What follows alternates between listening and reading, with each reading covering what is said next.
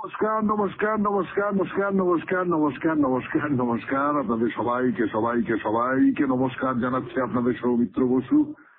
সবাইকে অজস্র অজস্র শুভকামনা জানাচ্ছে, সবাইকে স্বাগত জানাচ্ছে আজকের এই শরণাগত অনুষ্ঠানে এবং সকলকে শুভ সকাল জানাচ্ছে। শুভ হোক, শুভ হোক, শুভ হোক, শুভ হোক, সকলের শুভ হোক। সমস্ত মালিন্য দূর হয়ে যাক, সমস্ত কলুষ পুড়ে যাক, যা কিছু ভালো, যা কিছু সুন্দর, যা কিছু উজ্জ্বল, যা কিছু গভীর তার প্রকাশ ঘটুক। আজকের দিনটি বিশেষ দিন নানান কারণে। তার মধ্যে একটি হচ্ছে আজ পাষাণ চতুর্দশী ব্রত ও পাষাণাকার পিষ্টক দ্বারা শ্রী শ্রী গৌরী পূজা, প্রভুপাদ শ্রী কৃষ্ণানন্দ স্বামীর আবির্ভাব তিথি, শহীদ বিনয় কৃষ্ণ বসুর তিরোভাব দিবস। আজকে 1930 খ্রিস্টাব্দে আজকের তারিখে তিনি প্রয়াত হয়েছিলেন। মহামহোপাধ্যায় চন্দ্রশেখর সিংহ সামন্তের জন্মদিন আজকে। আমাদের বেণীমাধবশীলের পঞ্জিকা অনুযায়ী আজকের দিনটার কথা বলি। আজকে 27শে অগ্রহায়ণ 1431, ইংরেজির 13ই ডিসেম্বর 2024, শুক্রবার। সূর্যোদয়ের সময় সকাল 6টা বেজে 13 মিনিট, সূর্যাস্তের সময় বিকেল 4টে বেজে 50 মিনিট। নক্ষত্র ভরণী। আজকে জন্মে মেষ রাশি, ক্ষত্রিয় বর্ণ, মতান্তরে বৈশ্য বর্ণ, নরগণ। প্রাতঃকালে 6টা বেজে 45 মিনিট গতে রাক্ষসগণ। দিনের বেলা 12টা বেজে 24 মিনিট গতে বৃষ রাশি, বৈশ্য বর্ণ, মতান্তরে শূদ্র বর্ণ। শেষ রাত্রি 5টা বেজে 23 মিনিট গতে নরগণ। আমাদের হোয়াটসঅ্যাপে চিঠি পাঠাবার নাম্বার 9831922927। চিঠির গোড়ায় অতি অবশ্যই SG লিখতে হবে। এবারে তাহলে অনুষ্ঠান সম্পর্কে বলি। প্রথমে পুরাণ চিরন্তন। পুরাণ চিরন্তনে আমরা কলা নিয়ে কথা বলছিলাম। কলা, কলাবিদ্যা, শিল্পবিদ্যা, এই নিয়ে কথা বলছিলাম। 64 কলার কথা বলা হয়েছে। আমাদের কামশাস্ত্রে 64 কলার কথা বলা হয়েছে এবং সেই 64 কলা নিয়ে এক এক করে আপনারা অনেকেই জানেন, কিন্তু পুরাণে কিভাবে দেখা হয়েছে সেই কলাগুলিকে তাই নিয়ে কথা বলছিলাম। গান বাজনা তাই নিয়ে কথা হয়ে গেছে। নৃত্য বিষয়ক কথা বলছিলাম এবং নৃত্য বিষয়ে কথা বলতে গিয়ে বলছিলাম যে কচ্ছ দেবযানীর কথা উঠেছিল, যে কচ্ছ দেবযানীকে নৃত্য শিক্ষা দিতেন। এরকম আরো উদাহরণ আছে যাতে করে বোঝা যায় যে এই নৃত্যবিদ্যাটা পুরাণের বহু রাজপুরুষ, বহু বড় বড় মানুষ, তারা এই বিদ্যাটা জানতেন। এই নিয়ে কথা বলবো। তারপরে চলে যাব স্বামী বিবেকানন্দের রচনা থেকে পাঠ। এই পর্বে মায়া ও ঈশ্বর ধারণার ক্রমবিকাশ। স্বামীজি তার এই যে প্রবন্ধটি, সেই প্রবন্ধটি তার খানিকটা অংশ পড়া হয়েছে, আবার কিছুটা অংশ পড়ে শোনাবো। তারপর কথামৃত থেকে পাঠ করে শোনাবো আপনাদের। স্বামী লোকেশ্বরানন্দের রচনা থেকে পড়ে শোনাবো। অতঃপর আপনাদের চিঠিপত্র এবং শেষে বাইরে দূরে 92.7 বিগ FM এ শরণাগত অনুষ্ঠান শুনছেন। আমি আছি আপনাদের সঙ্গে, আপনাদের সৌমিত্র বসু। গানের পরে ফিরে আসবো, কিন্তু তার আগে মনে করিয়ে দিই, সামনের মঙ্গলবার সন্ধ্যে 6টার মধ্যে আপনাদের ভালো থাকার উপায় এই নিয়ে একটি 250 শব্দের ভেতরে চিঠি পাঠিয়ে দিতে হবে বৃহস্পতিবারের শরণাগতের জন্য। ভালো থাকার উপায়। তাহলে এবারে গান, গানের পর পুরাণ চিরন্তন। নাচ নিয়ে কথা বলবো। পুরাণে নাচের কথা কিভাবে এসেছে, নাচ নিয়ে কথা বলবার জন্য। কিন্তু শুধু তো নাচ নয়, নাচের সঙ্গে তো গান আছে, নাচের সঙ্গে বাজনা আছে। আমরা সকলেই জানি যে শুধু নৃত্য হতে পারে, তার সঙ্গে বাদ্যযন্ত্র বাজবে, আবার তার সঙ্গে গানও হতে পারে। গান, নাচ, বাজনা এই সমস্ত একাকার হয়ে যায়। এবং মহাভারতের যুগে পুরুষদের মতো নারীদেরও, এমনকি অসূর্যম্পস্যা অন্তঃপুরচারিণী যারা, তাদের পক্ষেও সঙ্গীত, নৃত্য, গীত, বাদ্য এই সমস্ত নিষিদ্ধ ছিল না। এবং এবং যারা রাজারাজরা ছিলেন বা সম্রাট ছিলেন যারা, তাদের দরবারে কিন্তু এই যারা চারুশিল্পী, যারা শিল্পী, নানান ক্ষেত্রের শিল্পী, তাদের খুব সমাদর ছিল। তারপর ধরুন কৃষ্ণের কথা, হরিবংশ পুরাণে হল্লী শাক নৃত্য বা ভাগবত পুরাণে গোপীদের সঙ্গে কৃষ্ণের রাস নৃত্য, সেগুলো তো নাচ। গাথা গানের কথা হরিবংশ পুরাণে পাওয়া যায়। তাহলে নাচের একটা ব্যাপক প্রচলন ছিল পুরাণের যুগে, এবং তার বহু উদাহরণ আমরা পাই। আমাদের যে স্থাপত্য আছে, সেই সমস্ত স্থাপত্যের মধ্যে, আমাদের কাহিনীর মধ্যে, আমাদের যে কৃষ্ণের কথা বলছিলাম, কৃষ্ণ তো এই রাস নৃত্য সে তো আছেই। অর্জুনের কথা আমরা জানি, বললাম দুটো চারটে কথা, দুটো চারটে উদাহরণ, এইরকম উদাহরণ আরো আছে। তো এই সমস্ত ছিল। তাহলে নাচ, গান, বাজনা এসব নিয়ে কথাবার্তা হয়ে গেল। এবারে ছবি আঁকা, আলেখ্য। আলেখ্য নিয়ে কথা বলবো, কিন্তু আজকে আলেখ্য একটা নতুন পর্যায়ে, নতুন কলা, 64 কলার মধ্যে আরেকটি কলা, সেটা নিয়ে কথা বলবো না হয়। আজকে তো শুক্রবার, আগামীকাল শনিবার পুরাণ চিরন্তনে 92.7 বিগ FM এ শুনছেন শরণাগত। এরপর গান, গানের পর স্বামী বিবেকানন্দের রচনা থেকে পাঠ। আমি আছি আপনাদের সঙ্গে, আপনাদের সৌমিত্র বসু। গানের পর ফিরে এলাম 92.7 বিগ FM এ শরণাগত অনুষ্ঠানে। আমি আপনাদের সৌমিত্র বসু। এখন মায়া ও ঈশ্বর ধারণার ক্রমবিকাশ, স্বামী বিবেকানন্দের রচনা থেকে পাঠ। এখন আমরা মায়াবাদ বুঝিতে সমর্থ হইব। পৃথিবীর সকল ধর্মই এক প্রশ্ন করিয়াছেন, জগতে এই অসামঞ্জস্য কেন, এই অশুভ কেন? আমরা ধর্মভাবের প্রথম সূচনাকালে এই প্রশ্ন দেখিতে পাই না। তাহার কারণ, আদিম মনুষ্যের নিকট জগৎ অসামঞ্জস্যপূর্ণ বোধ হয় নাই। তাহার চতুর্দিকে কোনো অসামঞ্জস্য ছিল না, কোনো প্রকার মতবিরোধ ছিল না, ভালো মন্দের কোনো প্রতিদ্বন্দ্বিতা ছিল না। কেবল তাহাদের হৃদয়ে দুইটি জিনিসের সংগ্রাম হইত। একটি বলিত এই কাজ করো, আরেকটি বলিত করিও না। আদিম মানুষ আবেগপ্রবণ ছিল। তাহার মনে যাহা উদিত হইত সে তাহাই করিত। সে নিজের এই ভাব সম্বন্ধে বিচার করিবার বা উহা সংযত করিবার চেষ্টা মোটেই করিত না। এই সকল দেবতা সম্বন্ধেও সেই রূপ। ইহারাও আবেগের অধীন। ইন্দ্র আসিলেন আর দৈত্যবল ছিন্ন ভিন্ন করিয়া দিলেন। জিহ্বা কাহারও প্রতি তুষ্ট, কাহারও প্রতি বা রুষ্ট। কেন তাহা কেউ জানে না, জিজ্ঞাসাও করে না। ইহার কারণ, মানুষের তখনও অনুসন্ধানের অভ্যাসই হয় নাই। সুতরাং সে যাহা করে তাহাই ভালো। তখন ভালো মন্দের কোনো ধারণাই হয় নাই। আমরা যাহাকে মন্দ বলি, দেবতারা এমন অনেক কাজ করিতেছেন। বেদে দেখিতে পাই ইন্দ্র ও অন্যান্য দেবতারা অনেক মন্দ কাজ করিতেছেন, কিন্তু ইন্দ্রের উপাসক দিকের দৃষ্টিতে সেগুলি পাপ বা অসৎ বলিয়া মনেই হইত না। সুতরাং তাহারা সে সম্বন্ধে কোনো প্রশ্নই করিত না। বিভিন্ন ভাবের উন্নতির সঙ্গে সঙ্গে মানুষের মনে এক দ্বন্দ্ব বাঁধিল। মানুষের ভিতরে যেন একটি নূতন ইন্দ্রিয়ের আবির্ভাব হইল। ভিন্ন ভিন্ন ভাষা, ভিন্ন ভিন্ন জাতি উহাকে বিভিন্ন নামে অভিহিত করিয়াছে। কেহ বলেন উহা ঈশ্বরের বাণী, কেহ বলেন উহা পূর্ব শিক্ষার ফল। যাহাই হোক, উহা প্রবৃত্তির দমনকারী শক্তিরূপে কার্য করিয়াছিল। আমাদের মনের একটি প্রবৃত্তি বলে এই কাজ করো, আরেকটি বলে করিও না। আমাদের ভিতরে কতকগুলি প্রবৃত্তি আছে, সেগুলি ইন্দ্রিয়ের মধ্য দিয়ে বাহিরে যাইবার চেষ্টা করিতেছে। আর তাহার পশ্চাতে যতই ক্ষীণ হোক না কেন, আরেকটি স্বর বলিতেছে বাহিরে যাইও না। এই দুইটি ব্যাপার দুইটি সুন্দর সংস্কৃত শব্দে ব্যক্ত হইয়াছে, প্রবৃত্তি ও নিবৃত্তি। প্রবৃত্তি আমাদের সকল কর্মের মূল। নিবৃত্তি হইতেই ধর্মের উদ্ভব।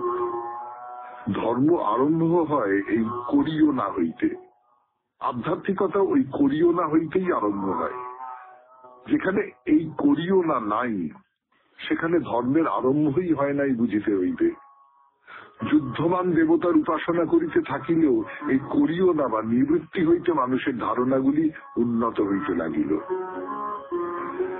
এখন মানুষের হৃদয় একটু ভালোবাসা জাগিল। অবশ্য খুব অল্প ভালোবাসাই তাহার হৃদয় আসিয়াছিল, আর এখনো যে উহা বড় বেশি তাহা নহে। প্রথম উহা জাতিতে আবদ্ধ ছিল। এই দেবগণ কেবল উপাসকদের সম্প্রদায়কেই ভালোবাসিতেন। প্রত্যেক দেবতাই জাতীয় দেবতা মাত্র ছিলেন, কেবল সেই বিশেষ জাতির রক্ষক মাত্র ছিলেন। আর অনেক সময় ওই জাতির অন্তর্ভুক্ত ব্যক্তিগণ নিজদিগকে ওই দেবতার বংশধর বলিয়া বিবেচনা করিত, যেমন ভিন্ন ভিন্ন দেশের ভিন্ন ভিন্ন বংশের লোকেরা নিজদিগকে এক সাধারণ গোষ্ঠীপতির বংশধর বলিয়া বিবেচনা করিয়া থাকেন। প্রাচীনকালে কতকগুলি জাতি ছিল, এখনো আছে, যাহারা নিজদিগকে সূর্য ও চন্দ্রের বংশধর বলিয়া মনে করিত। প্রাচীন সংস্কৃত গ্রন্থগুলিতে আপনারা সূর্য বংশের বড় বড় বীর সম্রাটগণের কথা পাঠ করিয়াছেন। ইহারা প্রথমে চন্দ্র সূর্যের উপাসক ছিলেন। ক্রমশ তাহারা নিজদিগকে ওই চন্দ্র সূর্যের বংশধর বলিয়া মনে করিতে লাগিলেন। সুতরাং যখন এই জাতীয় ভাব আসিতে লাগিল, তখন একটু ভালোবাসা আসিল, পরস্পরের প্রতি একটু কর্তব্যের ভাব আসিল, একটু সামাজিক শৃঙ্খলার উৎপত্তি হইল। আর অমনি এই ভাবও আসিতে লাগিল, আমরা পরস্পরের দোষ সহ্য ও ক্ষমা না করিয়া কিরূপে একত্র বাস করিতে পারি। মানুষ কি করিয়া অন্তত কোনো না কোনো সময়ে নিজ মনের প্রবৃত্তি সংযত না করিয়া অপরের এক বা একাধিক ব্যক্তির সহিত বাস করিতে পারে, ইহা অসম্ভব। এই রূপেই সংযমের ভাব আসে। এই সংযমের ভাবের উপর সমগ্র সমাজ প্রতিষ্ঠিত। আর আমরা জানি যে নর বা নারী এই সহিষ্ণুতা বা ক্ষমারূপ মহতি শিক্ষা আয়ত্ত করে নাই, সে অতি কষ্টে জীবনযাপন করে। শুনলেন স্বামী বিবেকানন্দের রচনা থেকে পাঠ, মায়া ও ঈশ্বর ধারণার ক্রমবিকাশ। এখন গানের পর কথা মতো আমি আছি আপনাদের সঙ্গে, আপনাদের সৌমিত্র বসু। নমস্কার নমস্কার নমস্কার নমস্কার নমস্কার নমস্কার নমস্কার নমস্কার আপনাদের সবাইকে সবাইকে সবাইকে নমস্কার জানাচ্ছে আপনাদের সৌমিত্র বসু। সবাইকে অজস্র শুভকামনা জানাচ্ছে, সবাইকে স্বাগত জানাচ্ছে আজকের এই শরণাগত অনুষ্ঠানে, এবং সবাইকে শুভ সকাল জানাচ্ছে। শুভ সকাল, শুভ সকাল। আজকে অখণ্ড দান ও দ্বাদশী ব্রত, মৎস্য দ্বাদশী ব্রত, দেবশ্রী শ্রী শ্রী নারদ ভগবানের আবির্ভাব তিথি আজকে। আর মণিপুরে আজ একটি বিশেষ দিন। মণিপুরে এই দিনটিকে বলে নুপিলাল ডে। নুপিলাল ডে 1939 খ্রিস্টাব্দে মণিপুরের মেয়েরা, মহিলারা, তারা মিলে ব্রিটিশ সরকারের বিরুদ্ধে লড়াই করেছিলেন। প্রবল বিরোধিতার সামনে পড়তে হয়েছিল ব্রিটিশ সরকারকে, এবং এই যে মহিলাদের লড়াই, এর স্মৃতিতে ইম্ফলে একটি সৌধ রয়েছে। যদি কখনো ইম্ফলে যান তাহলে এই সৌধ দেখে আসবেন। তো আজকের দিনটি মণিপুরের মানুষদের কাছে একটা বিশেষ উল্লেখ করবার মতন দিন। এবারে বেনি মাধবশীলের পঞ্জিকা অনুযায়ী আজকের দিনটার কথা বলবো। আজকে 26শে অগ্রহায়ণ 1431, ইংরেজির 12ই ডিসেম্বর 2024, বৃহস্পতিবার, দ্বাদশী। সূর্যোদয়ের সময় সকাল 6:13, সূর্যাস্তের সময় বিকেল 4:50। নক্ষত্র অশ্বিনী। আজকে জন্মে মেষ রাশি, ক্ষত্রিয় বর্ণ, মতান্তরে বৈশ্য বর্ণ, দেবগণ। আমাদের হোয়াটসঅ্যাপে চিঠি পাঠাবার নাম্বার 9831922927। চিঠির গোড়ায় অতি অবশ্যই SG লিখতে হবে। সামনের বৃহস্পতিবারে আপনাদের চিঠিপত্র নিয়ে অনুষ্ঠান করব। সেই চিঠিপত্রের বিষয় কি করা যায়, আমার খুব একটা সহজ বিষয়ের কথা মনে হচ্ছে, সেইটা আপনাদের বলি। ভালো থাকার উপায়। ভালো থাকার উপায় আপনারা কে কিভাবে দেখছেন ব্যাপারটাকে, ভালো কি করে থাকা যায়, এই নিয়ে 250 শব্দের মধ্যে একটা চিঠি। অনেকদিন সময় দিচ্ছি আপনাদের। আগামী মঙ্গলবার সন্ধে 6টার ভেতরে আমাদের দপ্তরে পৌঁছে দিন। আমাদের দপ্তর মানে আমাদের হোয়াটসঅ্যাপ নাম্বারে। ভালো থাকার উপায়, এই হলো আপনাদের হোম টাস্ক। আচ্ছা, এইবারে তাহলে অনুষ্ঠান সম্পর্কে বলি। প্রথমে পুরাণ চিরন্তনে কলার কথা বলছিলাম, 64 কলা, তার মধ্যে গান বাজনার কথা হয়েছে। এরপরে নৃত্যের কথা বলবো আপনাদের। তো তারপরে চলে যাব স্বামী বিবেকানন্দের রচনা থেকে পাঠ। এই পর্বে নতুন একটি প্রবন্ধ শুরু করেছি আমরা, মায়া ও ঈশ্বর ধারণার ক্রমবিকাশ। কথামৃত থেকে পাঠ, স্বামী লোকেশ্বরানন্দজির রচনা থেকে পাঠ, এবং শেষে বাইরে দূরে 92.7 বিগ এফএম এ শরণাগত অনুষ্ঠান। আমি আছি আপনাদের সঙ্গে, আপনাদের সৌমিত্র বসু। ফিরে আসছি গানের পর। পুরাণ চিরন্তন, 64 কলার কথা। 92.7 বিগ এফএম এ শরণাগত অনুষ্ঠান। যে পশু হয়ে যদি জন্মতাম তাহলে কি হতো? তাহলে আমার এই বোধগুলোই থাকতো না। আমার এই যে মানুষ হয়ে আমার যে চারপাশের জগৎকে যেভাবে দেখা, তার যে আনন্দ, তার যে দুঃখ, তার যে বিষাদ, তার যে পরিপূর্ণতা, এ কোনোটাই থাকতো না। আমি এটা কেবলমাত্র শারীরিক শরীর নির্ভর একটা যন্ত্র হিসেবে দিন কাটাতাম। আমার ইনস্টিংক্ট, আমার প্রবৃত্তি আমাকে চালনা করত। এই মনুষ্য জন্ম, এবং সেই মনুষ্য জন্মকে আমি ঈশ্বরকে জানবার একটা ব্যাকুলতা আমার ভেতরে তৈরি হয়েছে। খুব বড় কোনো কিছুকে জানবার একটা ব্যাকুলতা আমার ভেতরে তৈরি হয়েছে। আমি কেবলমাত্র একটা বৃত্তের মধ্যে যেটুকু আছি তার মধ্যেই বেঁচে নেই। আর মহাপুরুষের সঙ্গ দিয়েছেন, কত বড় বড় মানুষের সঙ্গে, তাদের সঙ্গে প্রত্যক্ষ আলাপ না হোক, এই যে আপনারা কথামৃত শুনছেন, এও তো তার সঙ্গ পাচ্ছেন আপনারা, তো এটাও তো আছে। তো সকলে চুপ করে শুনছেন। শ্রী রামকৃষ্ণ নরেন্দ্রকে বলছেন, আমার কিন্তু বেশ বোধ হয় ভেতরে একটি আছে। এর মধ্যে ডাক্তার রাজেন্দ্রলাল দত্ত এসেছেন। এসে তিনি হোমিওপ্যাথিক মতে ঠাকুরের চিকিৎসা করছেন। ওষুধপত্রের কথা হয়ে গেল। ঠাকুর এটা ওটা কথা হচ্ছে, তো নরেন্দ্র গান গাইছেন। সব দুঃখ দূর করিলে দর্শন দিয়ে মহিলে প্রাণ, সপ্তলোক ভুলে শোক তোমারে পাইয়ে, কোথা আমি অতি দিনহীন। যেমন আরেকদিনের কথা বলি আপনাদের। মনির সঙ্গে নরেন্দ্রর কথাবার্তা হচ্ছে। কি কথাবার্তা? নরেন্দ্র বলছেন, বিদ্যাসাগরের স্কুলেতে কর্ম আর আমার দরকার নেই, গয়াতে যাব মনে করেছি। একটা জমিদারির ম্যানেজারের কর্মের কথা একজন বলেছে। ঈশ্বর টিশ্বর কিছু নেই, আমি ওই বিদ্যাসাগরের স্কুলে চাকরি করবো না, গয়ায় চলে যাবো। গয়ায় সেখানে গিয়ে একটা চাকরি পেয়েছি, একটা জমিদারির ম্যানেজারের কাজ আমি করব। তো মনি বলছেন, সে তুমি এখন বলছো, পরে বলবে না। স্কেপটিসিজম ঈশ্বর লাভের পথের একটা স্টেজ। এইসব স্টেজ পার হলে, আরো এগিয়ে পড়লে তবে ভগবানকে পাওয়া যায়, পরমহংসদেব বলেছেন। নানান রকমের আলো অন্ধকারের মধ্যে দিয়ে আপনি যখন একটা জায়গায় পৌঁছন, তখন তো এই নানান রকমের আলো অন্ধকারের মধ্যে দিয়েই আপনাকে পৌঁছতে হয়। সরল একটা সড়ক চলে গেছে, আপনি শেষ পর্যন্ত দেখতে পাচ্ছেন।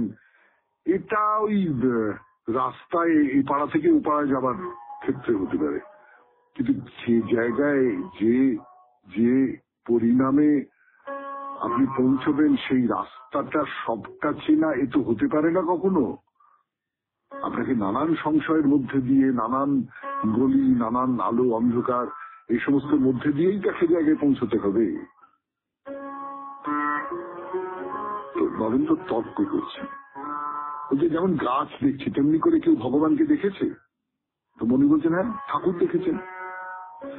সে মনের ভুল হতে পারে, তর্ক মনের ভুল হতে পারে। ঠাকুর ওইরকম করে কেউ মনে করতে পারেন যে ঠাকুর নিজের মনের মধ্যে এরকম সমস্ত দেখেছেন, কল্পনা করে নিয়েছেন।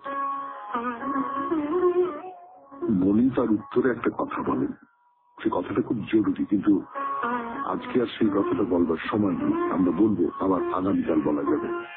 92.7 BGFM এ শরণাগত অনুষ্ঠানে এখন একটু গান শুনে নিন। গানের পর স্বামী লোকেশ্বরানন্দের রচনা থেকে পাঠ। আর মাঝখানে একটা কথা বলে রাখি, মনে আছে তো সামনের বৃহস্পতিবারের চিঠির বিষয়?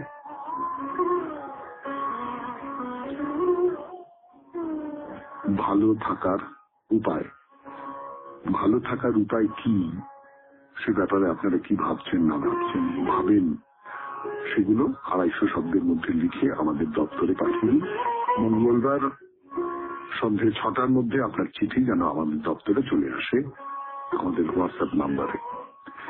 এবারে স্বামী লোকেশ্বরানন্দ, গানের পর। রচনার নাম ধর্ম ও অনুভূতি। ধর্ম নিয়ে তর্ক সম্ভবত কখনো শেষ হওয়ার নয়। কিছু মানুষ সবসময়ই থাকবেন যারা ধর্মের বিরোধিতা করবেন, আবার এমন কিছু মানুষ থাকবেন যারা ধর্মকে সমর্থন করবেন। পৃথিবী যেন এভাবে দুটি ভাগে ভাগ হয়ে গেছে, একদল ধর্মের পক্ষে, অপর দল বিপক্ষে। সম্ভবত অন্য কোনো বিষয়ে এমন তীক্ষ্ণ মতবিরোধ নেই। ধর্ম মানুষের এক সনাতন বৈশিষ্ট্য বা প্রবণতা। এই প্রবণতাকে কেউ কেউ শিশু সুলভ অথবা অস্বাভাবিক আখ্যা দিয়েছেন, আবার কেউ বা প্রশস্তি করে বলেছেন এটি মানুষের সর্বোত্তম দিক। এটিকে বাদ দিলে সহজভাবে যা পাওয়া যায় তা নিয়েই মানুষ সন্তুষ্ট থাকবে। সংকটের বিরুদ্ধে সংগ্রাম করার সাহস ও প্রবৃত্তি তার হবে না। বাস্তব সত্য এই যে যা আছে তা নিয়ে মানুষ কখনো সন্তুষ্ট নয়। নিজের বর্তমান অবস্থা নিয়েও সে তৃপ্ত নয়, সে আরো চায়, সবটুকু চায়। সে এখন ভালো, কিন্তু আরো ভালো হতে চায়। যতক্ষণ না সে শ্রেষ্ঠত্বের মর্যাদা পাচ্ছে ততক্ষণ তার স্বস্তি নেই। এই শ্রেষ্ঠ অবস্থা সম্পর্কে হয়তো তার স্পষ্ট ধারণা নেই, কিন্তু তবুও যতক্ষণ সেই অবস্থায় সে না পৌঁছচ্ছে ততক্ষণ তার শান্তি নেই। এই ধর্ম প্রবণতাই মানুষকে ক্রমাগত এগিয়ে যাওয়ার প্রেরণা দেয়। তবুও ধর্ম নিয়ে বাদানুবাদের বিরাম নেই।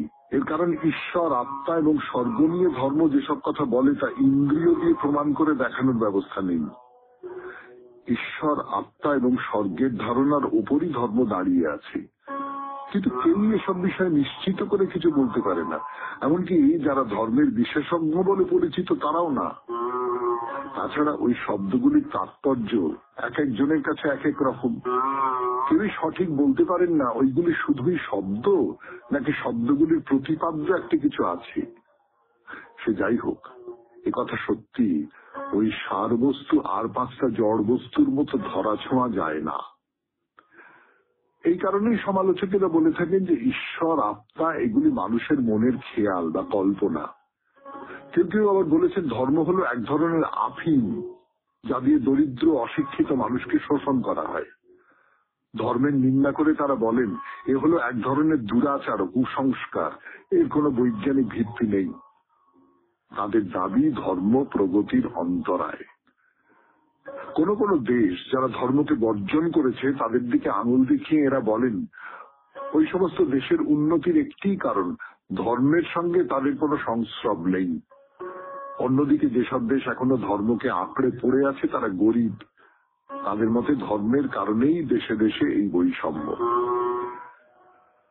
লক্ষণীয় যে যারা ধর্ম বিশ্বাসী এসব যুক্তি তাদের মনে কোনো দাগ কাটে না। তারা বলে ধর্মও এক ধরনের বিজ্ঞান, এই অর্থে বিজ্ঞান যে তা পুরোপুরি অভিজ্ঞতা নির্ভর। ধর্ম এমন সব সত্যের উপর প্রতিষ্ঠিত যা শত শত বছর ধরে বিশ্বের মানুষ নিজেদের জীবনে অনুভব করেছে। ধর্মের শর্ত মেনে চললে সেই সব সত্য আজও অনুভব করা যায়। সে অনুভূতি মানসিক এবং ব্যক্তিগত হতে পারে, কিন্তু তা বলে তার গুরুত্ব কিছু কমে যায় না। যা দেখানো যায় তাই একমাত্র সত্য। সত্য সম্বন্ধে যদি আমাদের এই ধারণা হয় তাহলে ঈশ্বর, স্বর্গ, আত্মা অথবা অনুরূপ ধর্মীয় বিষয়গুলি সত্য নয়। কিন্তু সত্য বলতে যদি আমরা এমন কিছু বুঝি যার প্রভাব বা ফলাফল প্রত্যক্ষ করা যায়, অনুভব করা যায়, তাহলে ধর্মের প্রতিপাদ্য বিষয়গুলি অবশ্যই সত্য। যারা সেই সত্য অনুভব করেন তারা জানেন ধর্মের প্রভাব কতখানি, ধর্ম কি করতে পারে। কথায় বলে পিঠে খেলে তবেই তার স্বাদ বোঝা যায়। ধর্ম মানুষকে নিঃস্বার্থতা, দয়া, নম্রতা এবং নৈতিক শক্তিতে সমৃদ্ধ করে। এই ফলাফল দেখেই ধর্মের সার্থকতা বিচার করতে হয়। ঈশ্বর কি, আত্মা কি, স্বর্গ কেমন, ধর্ম আমাদের কথার মাধ্যমে তো বুঝিয়ে না দিতে পারে, কিন্তু ধর্ম একজন পাপীকে মহাত্মায় রূপান্তরিত করতে অবশ্যই সক্ষম। কিন্তু ধর্ম কেমন করে তা করে? উন্নতির জন্য যে ক্ষুধা মানুষের মধ্যে নিত্য বিরাজমান, যে প্রবণতা তার চরিত্রের মধ্যে নিহিত, যে প্রবণতা তাকে ক্রমবিবর্তনের বর্তমান স্তরে পৌঁছে দিয়েছে, ধর্ম সেই প্রবণতাকেই কাজে লাগিয়ে মানুষের রূপান্তর ঘটায়। ধর্ম মানুষকে এমন এক অবস্থায় তুলে দেয় যেখানে প্রগতির শেষ, যেখানে পরিপূর্ণতা। ধর্ম মানুষের মধ্যে এমন এক উন্মাদনা, অতৃপ্তি, অস্থিরতা জাগায়, পরিপূর্ণতা লাভের আগে পর্যন্ত যার নিবৃত্তি হয় না। শুনলেন স্বামী লোকেশ্বরানন্দের রচনা থেকে পাঠ, ধর্ম ও অনুভূতি। এরপর গান, গানের পর আপনাদের চিঠি। আমি আছি আপনাদের সঙ্গে, আপনাদের সৌমিত্র বসু। চিঠিপত্র, আজকের চিঠিটি লিখেছেন সৌমিত্র চট্টোপাধ্যায়, বারুইপুর থেকে। চমৎকার একটি ছড়া লিখেছেন, শীত নিয়ে একটা ছড়া, এবং তার একটা ভূমিকা। ভূমিকাটি পড়ে ছড়াটা পড়ি, শোনাই আপনাদের। শীত পড়তে লেগেছে, তাজা ভোরবেলা শরণাগত সৌমিত্রবাবুর কণ্ঠসুধা শীতের মায়া ছড়ায়। প্রকৃতি ও শিশিরের ডালি রঙিন ফুলের মেলায় আর রকমারির সবজি বাহারে রস আর রসনা দুই পূর্ণ করে। অতুলনীয় খেজুর রস আর নলেন গুড়ের মিশেল, আহা, শীতের ব্যাপার স্যাপারই আলাদা। এই সাতকাহন নিয়েই একটা কবিতা রচনা করেছি। মাননীয় সৌমিত্রবাবুকে অনুরোধ, পাঠযোগ্য বিবেচনা করে যদি শরণাগত এই কবিতাটি তার বিশিষ্ট স্টাইলে আবৃত্তি করে শোনান তো অনুগৃহীত হব। সেই আশাতেই কবিতাটি পাঠালুম চিঠিপত্রের দপ্তরে। শীতের সাতকাহন। মধুর বিধুর স্নিগ্ধ দুপুর, রোদ কুয়াশার চাদর মোড়া, গগন পাথার নীলের বিথার, অঘ্রাণে বাঘ শিশির ভরা। জ্বলছে হিরণ, রবির কিরণ, জ্যোতির প্রকাশ, সোনার আলো, শীতল বাতাস, শিমল নিশ্বাস, কুসুম বনে ফুল দোলালো। উত্তর দেশে তুষার হাসে, নিহার চূড়ায় রজতপুরে, নগমহারাজ তুহিন সে সাজ, জ্বলছে হীরায় যোজন দূরে। শীতের খবর আনলো জবর উত্তুরে বায় এই ধরাতে, পৌষার মাঘ, শীত যেন বাঘ, হাওয়ার নাচন তরুর পাতে। শীতের ব্যাপার সাজের ব্যাপার, রং বাহারে সবার গায়ে, সোয়েটারে উল, নকশার ফুল, ঝিকমিকে রং দেয় ঘরায়। হাটটি ভরে সবজি ভারে, ওলকপি আর কড়াইশুটি, টমেটোর লাল করলো মাতাল, ফুলকপি ফুল উঠল ফুটি। টপছে শিশির, গান ঝিরে ঝির, শীত হাওয়াতে খেজুর শাখে, শিউলি ভরে গাছ কোবরে, চাগিয়ে কাপড় কলসি কাখে। গাছটি বেয়ে তত্তরিয়ে উঠছে রসের ভান্ডারি সে, রসের ভাঁড়ে মধু পড়ে, ভনভনিয়ে গাইছে কোষে। নামলো হাড়ি, রসের কাড়ি ছলাক ছলাক উছলে পড়ে, রসের নেশায় মাতল হৃদয়, উলসে জিভের জলটি ঝরে। নলেন গুড়ে সুবাস ভরে, জয়নগরে শীতের মোয়া, রসের জালে গন্ধ ঢালে, মুরকি বাখায় ক্ষীরটি খোয়া। ফুলকো লুচি, একটু সুজি, নতুন গুড়ের মিশেল তাতে, পিঠের আয়েস, নলেন পায়েস, দিলদরিয়া মৌতা পেতে। সন্ধ্যা নামে ধরার ধামে, শীঘ্র অতি মাঝ বিকালে, উজিয়ে শিশির হাসবে মিহির, দীর্ঘ আধার রাত পোহালে। মনোরম শীত, মরশুমি গীত বাজায় হিমেল হাওয়ার তারে, ঋতুর খেলায় বিশ্ব মেলায়, গাঁথল লীলার প্রেমের হারে। সৌমিত্র চট্টোপাধ্যায়, বারুইপুর, কলকাতা 144। খুব ভালো হয়েছে, খুব ভালো হয়েছে। কোনো একটা পত্রিকায় দিয়ে দিন শুনেছ, খুব সুন্দর হয়েছে, একেবারে ছন্দে মিলে চমৎকার, খুব ভালো। 92.7 বিগ FM এ শরণাগত অনুষ্ঠানে এইবারে গান। গানের পর গব্বর পাহাড়ের চূড়ার দিকে যাচ্ছি আমরা মন্দির দেখতে দেখতে। বাইরে দূরে। এই 92.7 বিগ এফএম এর শরণাগত অনুষ্ঠানে যে গব্বর পাহাড়ের চূড়ায় যাচ্ছি আমরা, পথে যেতে যেতে নানান জায়গায় ওই গুহার ভেতরে, পাহাড়ের ভেতরে চারপাশে পাথর, পাথরের মধ্যে মন্দির, টুকরো টুকরো মন্দির। তার মধ্যে একটি মন্দির আমরা দর্শন করলাম, কিন্তু ওই চড়াইবতী এগিয়ে চলতে হবে, এগিয়ে চলতে হবে, এগিয়ে চলতে হবে। এখানে দর্শন শেষ নয়, আরো উপরে উঠতে হবে, একেবারে চূড়া পর্যন্ত উঠতে হবে, আবার সিঁড়ি ভাঙা। এবারে কিন্তু একটা অন্য সুবিধে আছে আপনার সিঁড়ি ভাঙার ক্ষেত্রে। সুবিধে বলুন, মজা বলুন, সময় কাটানো বলুন, যা কিছু বলুন না কেন, কিন্তু সেটা বলবার আগে আপনাদের একটা অন্য কথা বলি।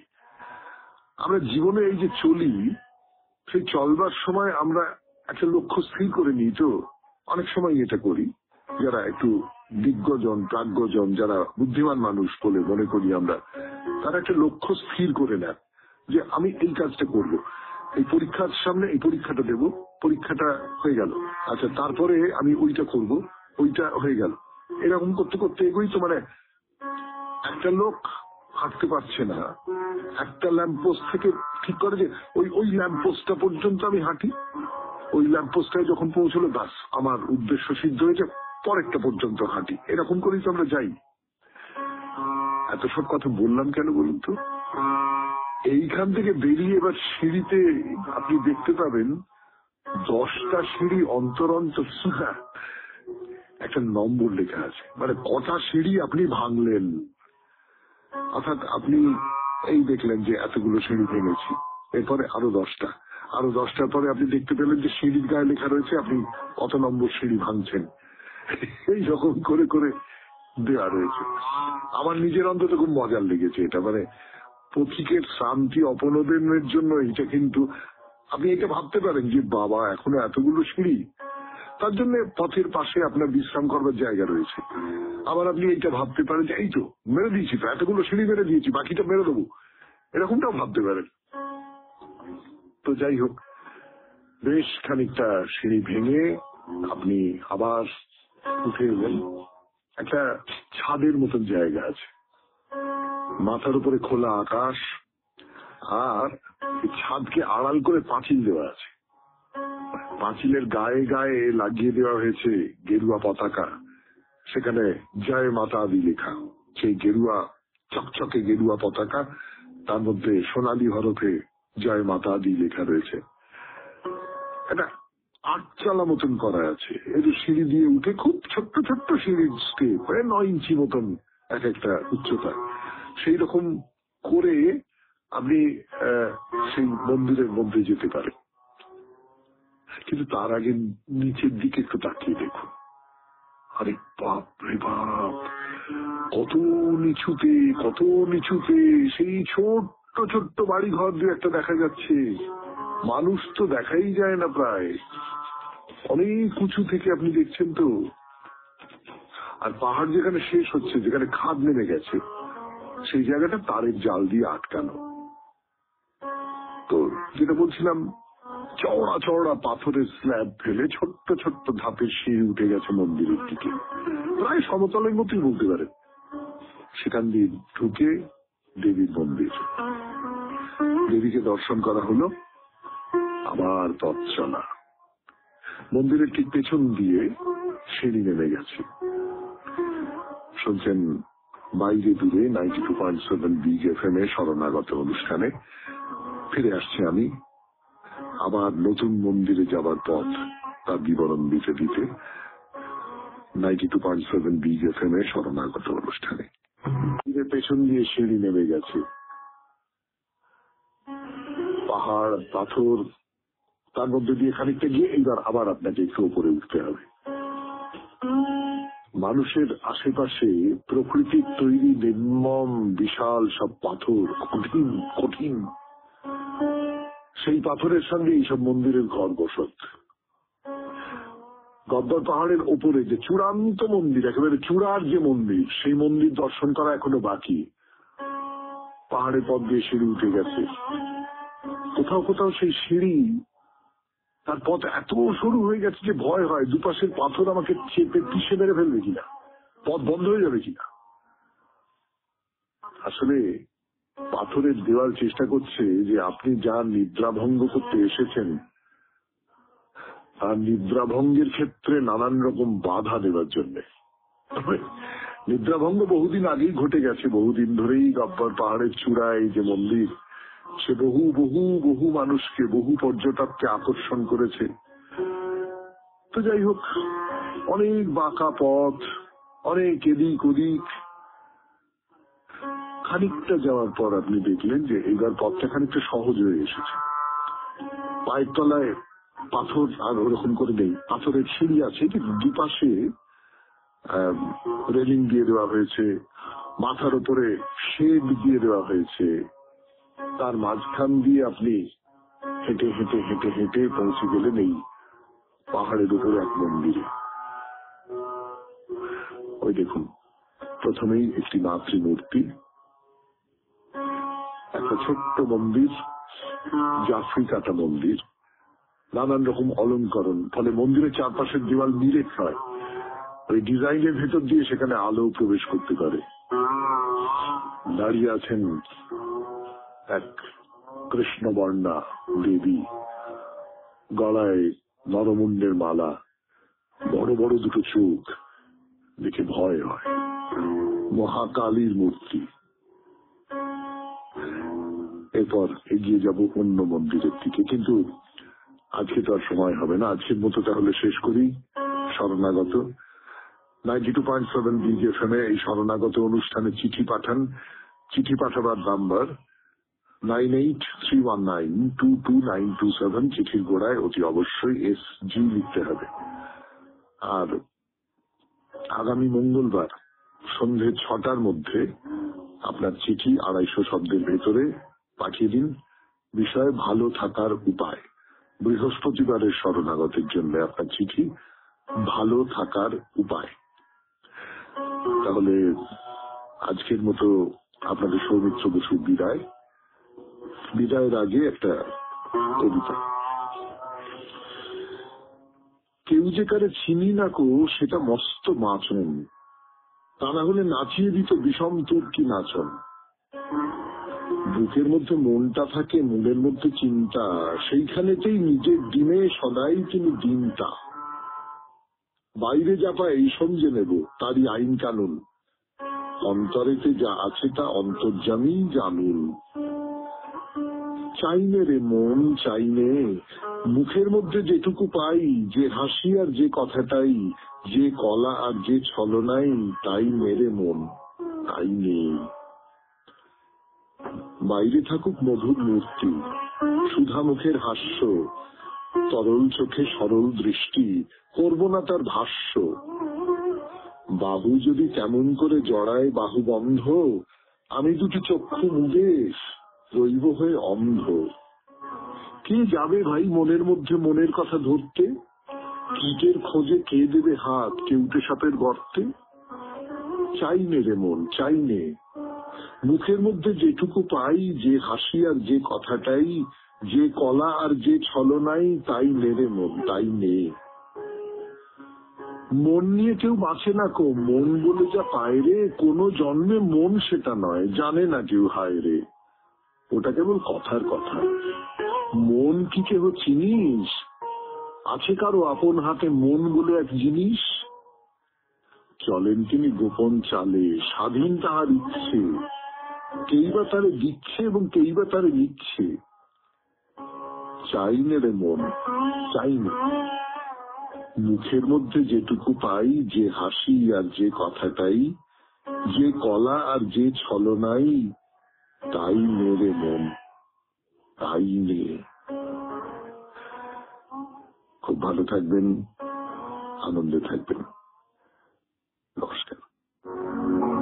নমস্কার নমস্কার নমস্কার নমস্কার নমস্কার নমস্কার নমস্কার নমস্কার। আপনাদের সবাইকে সবাইকে সবাইকে নমস্কার জানাচ্ছে আপনাদের সৌমিত্র বসু। সবাইকে অজস্র অজস্র শুভকামনা জানাচ্ছে, সবাইকে স্বাগত জানাচ্ছে আজকের এই শরণাগত অনুষ্ঠানে, এবং সকলকে শুভ সকাল জানাচ্ছে। শুভ হোক, শুভ হোক, শুভ হোক, শুভ হোক, সকলের শুভ হোক। সমস্ত মালিন্য দূর হয়ে যাক, সমস্ত কলুষ পুড়ে যাক, যা কিছু ভালো, যা কিছু সুন্দর, যা কিছু উজ্জ্বল, যা কিছু গভীর, তার প্রকাশ ঘটুক। আজকের দিনটি বিশেষ দিন নানান কারণে। তার মধ্যে একটি হচ্ছে আজ পাষাণ চতুর্দশী ব্রত ও পাষাণাকার পিষ্টক দ্বারা শ্রী শ্রী গৌরী পূজা, প্রভুপাদ শ্রী কৃষ্ণানন্দ স্বামীর আবির্ভাব তিথি, শহীদ বিনয় কৃষ্ণ বসুর তিরোভাব দিবস আজকে। 1930 খ্রিস্টাব্দে আজকের তারিখে তিনি প্রয়াত হয়েছিলেন। মহামহোপাধ্যায় চন্দ্রশেখর সিংহ সামন্তের জন্মদিন আজকে।